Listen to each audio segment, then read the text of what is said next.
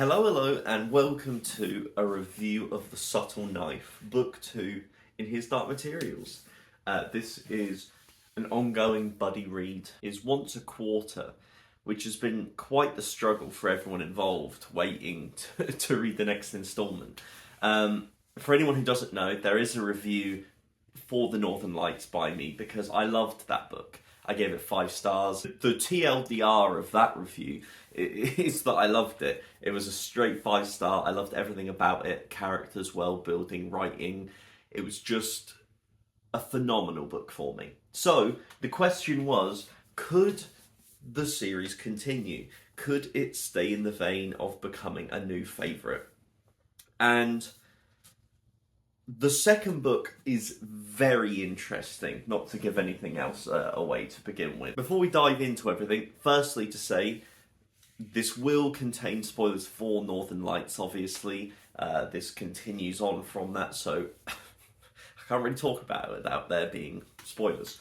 If you want to get involved, the Discord Buddy Read is still ongoing, so the Discord link is in the description. If it works, for some reason, my links never seem to work in the description. The Subtle Knife, as I said, is a very interesting book. It goes in very different directions than I was ever anticipating.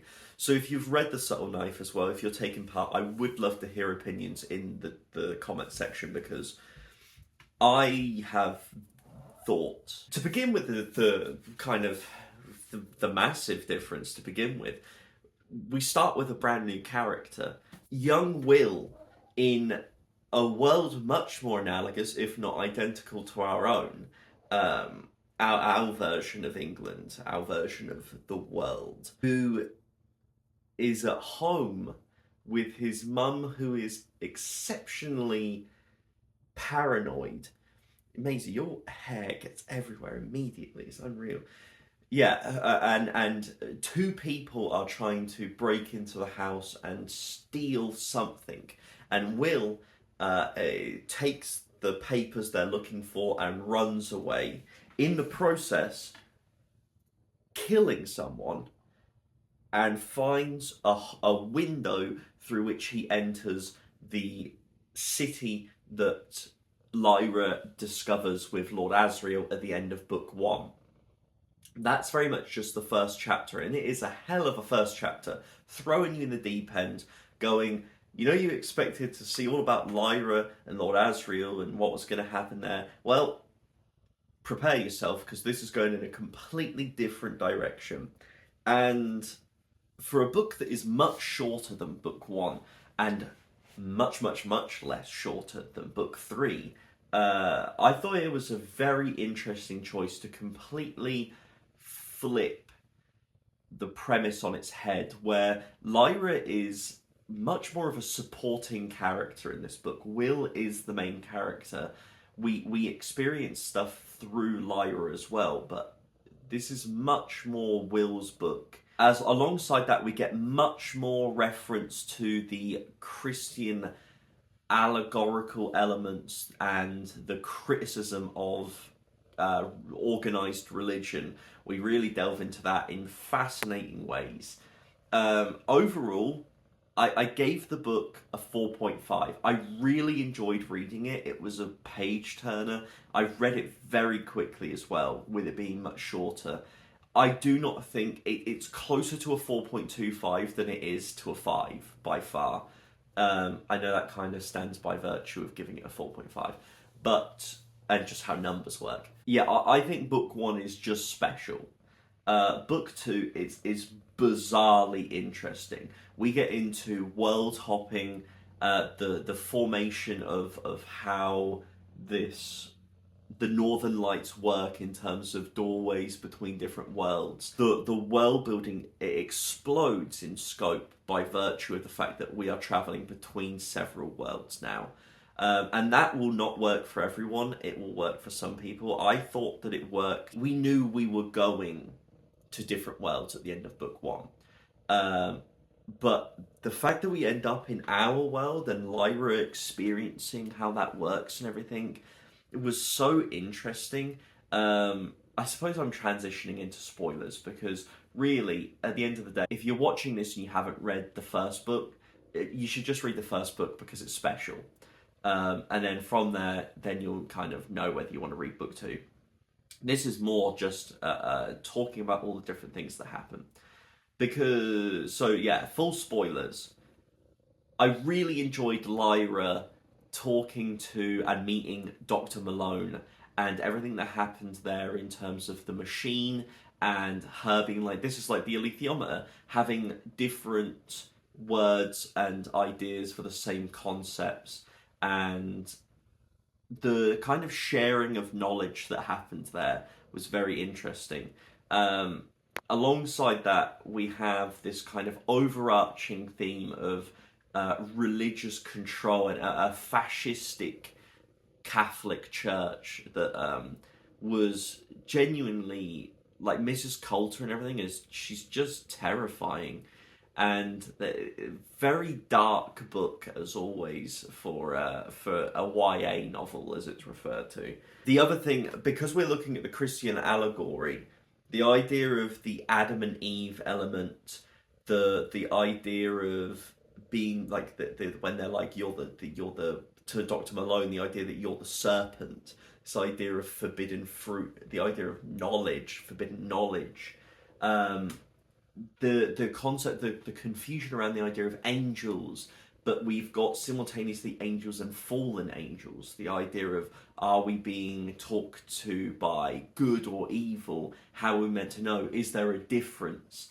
It's fascinating around the concepts of morality and religion and humans interpreting religion and gospel and holy events. It's such a fascinating. That's why I gave it a 4.5. I think in terms of the level of the actual book itself is probably closer to a 4.25, but I just find Philip Pullman's musings on religion and morality and all of this just so fascinating. And it's one of those things where I'm like, I think it makes it a worse book probably, but I think it makes it more interesting as a result. So Maisie is going ham over here. Yeah, so I think it like a 4.5 is what I'm happy with. I really loved reading it, and I love thinking about it because it's such a bizarre direction to go. The Subtle Knife is a fantastical object. I really loved The Subtle Knife and everything that was happening there.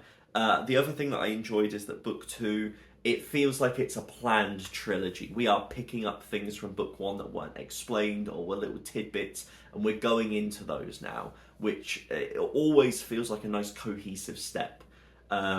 Rather than like, here's something just to throw in. But yeah, The Subtle Knife, the way that the description of like using it and putting your soul into your fingertips to put everything back together, the concept that there have been world hoppers throughout and like actively going on, and the conversations around the differences between cultures that do and don't have demons. The other thing I really liked is that we take classic creatures and we put them in new ways, like the spectres, ghosts, vampires, zombies with those who are severed from their demons.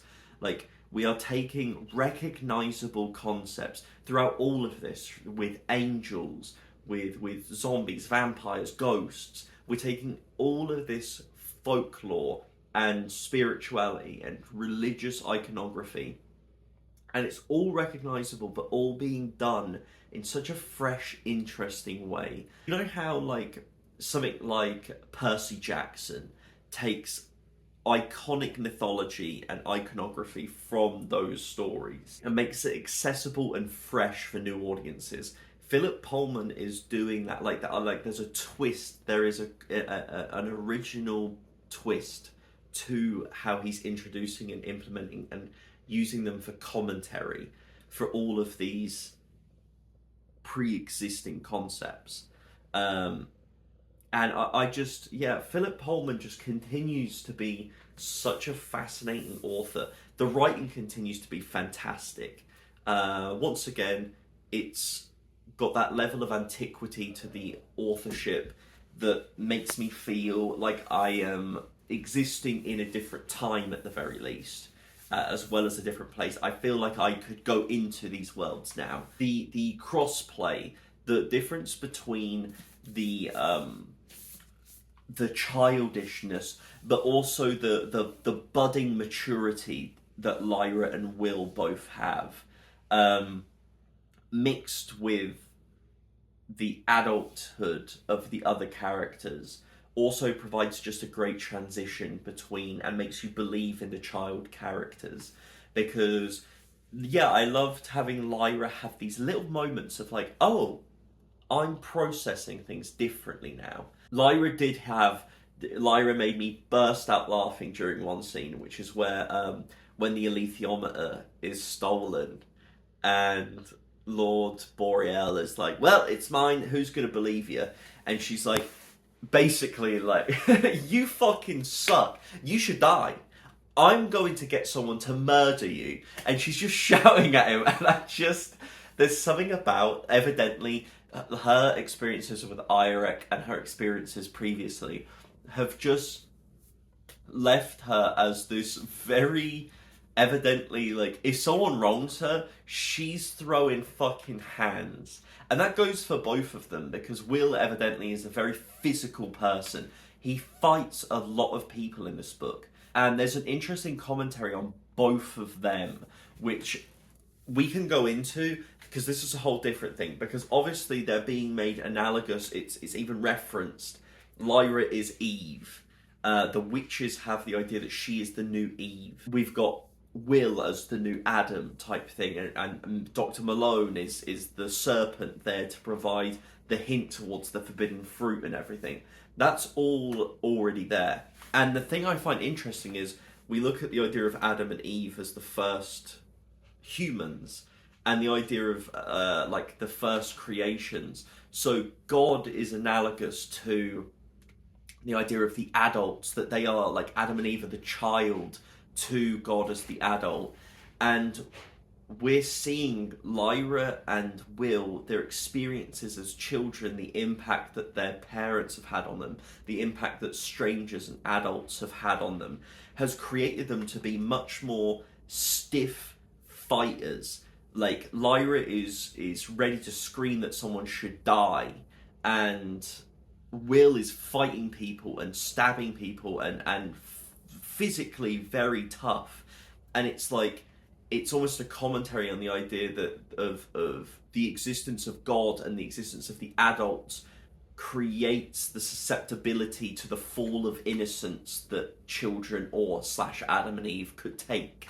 That the forbidden fruit and the serpent only exist as concepts due to adults / God in this situation, depending on which one it is, their existence and their creation of it. So, like, children's loss of innocence occurs by adults interfering and causing the issues that lead to a loss of innocence, which will lead to the fall of Adam and Eve.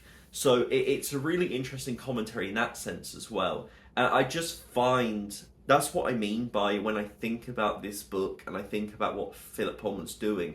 It's so deeply layered, and I always want to peel back more and more. I think it's a great series for a buddy read because there's just endless things to discuss. Yeah, I feel good with that. I'm very interested to where the third book goes, because I can understand, based on where we are right now and the themes being thrown out, I can understand if what I think could happen happens. I can understand why people rate the book very lowly, because I do not foresee good things. I foresee bad things for our main characters, specifically to each other as well. I have a feeling, yeah, we're currently being set up for a fall, in my opinion. The third book is also much longer. It's almost like the length of Northern Lights and The Subtle Knife put together, at least in this edition. Like, I think I was 500 and something pages in to get to the end of book 2, and the whole thing is 1,000 and something pages long. So long last book, a lot of things to happen. Hope you enjoy, like, join me for it, because I'm very interested. Everyone's enjoying it that we've been talking to, and hopefully that will continue. If you did enjoy, please do like, please do subscribe. Let me know what you thought on the book, because hoy blimey, is it something to think about. And as always, have a nice rest of your day.